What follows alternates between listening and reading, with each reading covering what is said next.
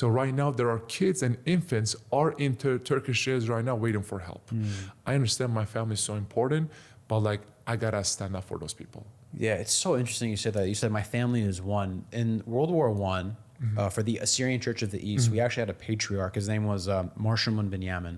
This was happening between the Assyrians and the Turkish, the Ottoman Empire at the time. And his brother was kidnapped. And the Ottomans said, we'll release your brother, but you have to turn your nation in, basically. You have to give up. Okay. And he said, my brother is one, but my nation is many. Wow. So you basically are on the same page. Actually, that's very inspiring. And he killed his brother. Me, I feel his pain. Trust me. I mean, I gotta get his name from you and actually. I will. I'll give you all the information for sure. Yeah, absolutely. Because it's important to like see what these like people. It doesn't matter what their religion or whoever background is. You gotta like get inspired and learn from them. For sure. You know, because they went through the same struggle, same pain. And we got to respect it and research about it and learn about it. Yeah, and he was shortly assassinated after by the Ottomans. And so it's a very interesting history, and that's we'll talk about it a little bit further down in the interview. But the 26th of August, Netanyahu, I'm sure you saw this, had an interview with Patrick Bet-David. And Patrick's actually my friend. Patrick is your friend? Patrick is my friend. Interesting. We've been texting and stuff. He was the first person that actually asked me about the Armenian genocide really? And stuff. Yeah. He's a good dude. I like him. But he got the prime minister of Israel to admit about the Armenian, recognize it. And then what's interesting is 3 days later, the Turkish government actually put a no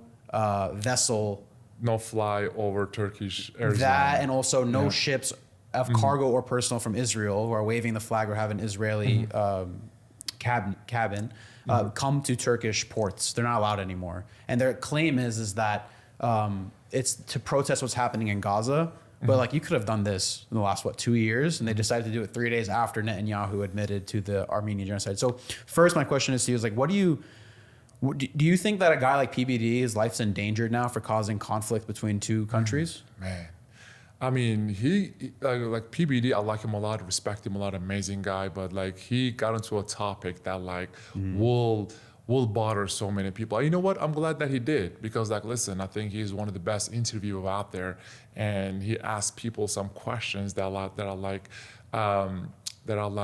matters. You know, I don't want to say his life is in danger, not in America, obviously, but like, I have no idea actually. You know, but because like there are a lot of like crazy people out there just because of that question. Cool. I'm sure like ask him that question. I'm sure he got thousands of death threats and thousands of hate comments after that question. For sure. But I'm saying like, do you think Mossad would be like, oh man, we messed up by letting this guy ask that question. Now it's ruining Turkish relations. You know what? We got to ask him that question. I have no idea. Actually, it's a very interesting question. I got to ask him. For sure. I actually texted him after that interview. So we're going to try to get that book promoted in a show. So I'm actually curious to ask him about that question. I have a friend that moved here from Germany 2-3 years ago. And I asked him, I was like, hey, what do they teach you about World War II? I was like, do they teach you that you guys were the bad guys, or do they lie about it, whatever? And he was like, no, we admit it. We have a program saying that we messed up with Nazi Germany and that we don't ever want to repeat these same mistakes again. And they acknowledge the Holocaust. They take us to the centers and all these things, the concentration camps. So my question is to you is, when you're a kid growing up in Turkey, do they recognize the Armenian genocide like privately, like in households, do you guys talk about it? And then like in schools and government buildings, they like don't talk about this? So to be honest with you, the first time I ever heard about it when I had a conversation with PBD. And I was, God, I'm trying to think how old I was. Our first conversation was in Florida at his place. I'm trying to think. I was like maybe mid-20s, maybe like 23, 24. Serious? So you never heard about it before? Never heard about it. I mean, the thing is like when I was growing up, especially when I was playing basketball in Istanbul, one of my best friends was Armenian. So me and him had a lot of conversation together. Obviously, I went to his house, he came to my house. We went to a lot of like, he was trying to teach me his culture. And I remember like, he was playing for the Turkish national team as an Armenian. His name was Kevin. So me and him used to stay, like we were so close to each other, and me and him used to like stay in the same room. So like in in Europe, that's what they do. Like you have a roommate and stuff. And that was like the first time I was actually started to like learn about Armenia, and he had like a big cross, and before, like, you know, like when we go to bed, like we pray to Allah, whatever, and he was like getting on his knees and was like praying and kissing his cross. And that was like the first time I actually like, dude, what are you doing? And then me and him sit down so many times and have conversation. But I know that was, I guess like he kind of knew a little bit about it because he was still a teenager and I was a teenager. But the actually first time I heard about it when actually PBD asked me. So after that conversation between me and him, I went back to my hotel that day because we had a game the next day. And I did not sleep till like 2, 3 a.m. I was just like on my phone, Googling, researching, but obviously like you have so much information out there, right? You don't know what to trust or not. You don't know what to believe or not. So I started to like have a conversation with like professors about these topics. Armenian professors, Turkish professors. Obviously, like they were trying to teach me, but like because of like the language barrier, I was like trying to understand the most I can. But just because of that Armenian friend and also like PBD, that was like the first time I actually started to learn about it. You know, like a lot of Assyrians would find it very hard to sit down with another Turkish person talking about this. And, you know, for understandable previous traumas, and a lot of people actually fled their countries, ended up in America because of those atrocities. And the reason why I'm able to sit with you today is first, I don't blame the son for the sins of his father, and that's because of Jesus. Jesus taught me that. And then especially Jesus softened my heart to the point where you don't judge a person by the past history of their nation. It's them as the individual. Exactly. And then in Deuteronomy 24:16, it says specifically, a child does not pay for their father's sins. I hold nothing personal against you or your family. So the reason why I want to have this conversation with you, and I think it's important, is because we come from completely different sides of history, man. Like completely different. Completely different sides, right? White. Yep. So I want to take it a step further, though. It's like, it's good to talk about it. It's great. But there is a ambition you have for 2030 to become a congressman and it's Cantor Freedom, right? If that happens. So when you get into Congress or use your abilities to connections with senators, congressmen, all these things, how can you and I further progress this conversation to actually having something tangible happen from it? So this is why I will say, you know, I don't care what their background is, their skin color, whoever they are. If there is something wrong, even throughout this year or now, I'm gonna go out there and say something. I don't care how much hate I got. So when PBD asked me about the whole thing, I was like, it happened, because a lot of people will deny it. I was like, it happened. You know, but I'm not an expert about it. I don't know much about it, but I know that it happened. It's important to tell as a Turk that it happened, and also like acknowledge their pain, acknowledge their struggle or what they've been through. That's why it was important for me to just say it happened. You know, I feel like we need to like acknowledge it and then trying to move forward and say, okay, now we know what happened. But now, what can we do to start building bridges instead of walls? You know, that's my focus. I can't change what happened 2030s or whatever. But now I can change what's in front of me. Right now, there are so many Turks or Armenian kids or whatever they are, but they hate each other because of what happened like 80, 90, 100 years ago.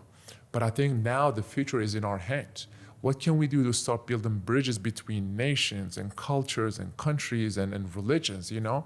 So I acknowledge it, happened, but now what I can do is I cannot change what happened in the past, but I can change what's going to happen in the future with God's help. Yeah. So that is my focus. Yeah, and I'd love to stay in touch with you because maybe we got future opportunities where we can further bridge that connection together.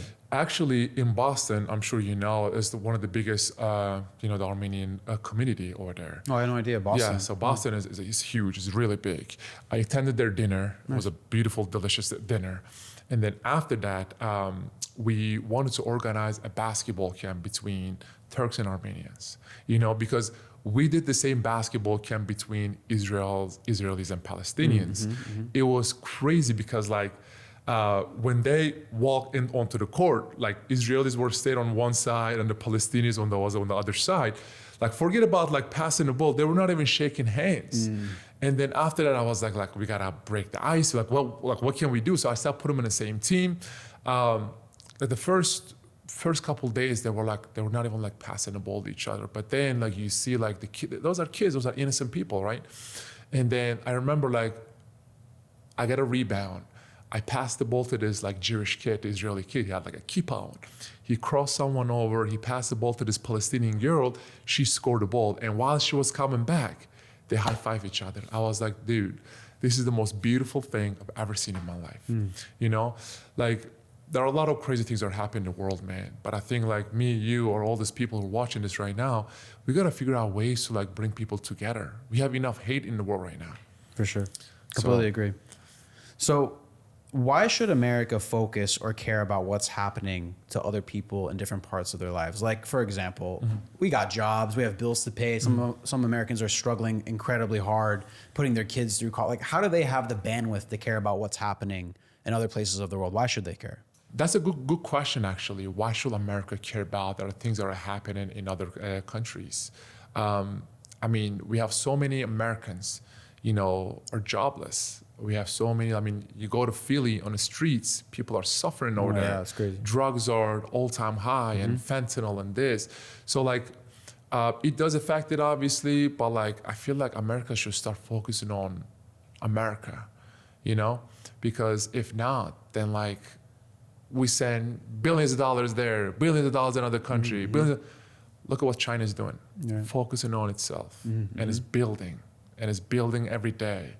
America is just, I feel like it was getting weaker and weaker every day till till 2024. But I think it's on the right track. I think it is getting now is like as the same respect that it was before. Why do you think certain groups of people get more acknowledgement and recognition than others? I think it's all about power and it's all about influence and it's all about having the strongest lobbyist group. I think if you have the influence and if you have the money and if you have the power, and you're gonna be able to influence so many people in Senate, Congress, even maybe the White House, you know? So if we had the right lobbyist groups going after Turkey to recognize the Assyrian genocide, do you think that would be a good step? Like, what would it take to get the Turkish government to acknowledge it? I'm trying to think. I mean, we have so many, like, when I go to Congress or Senate, right?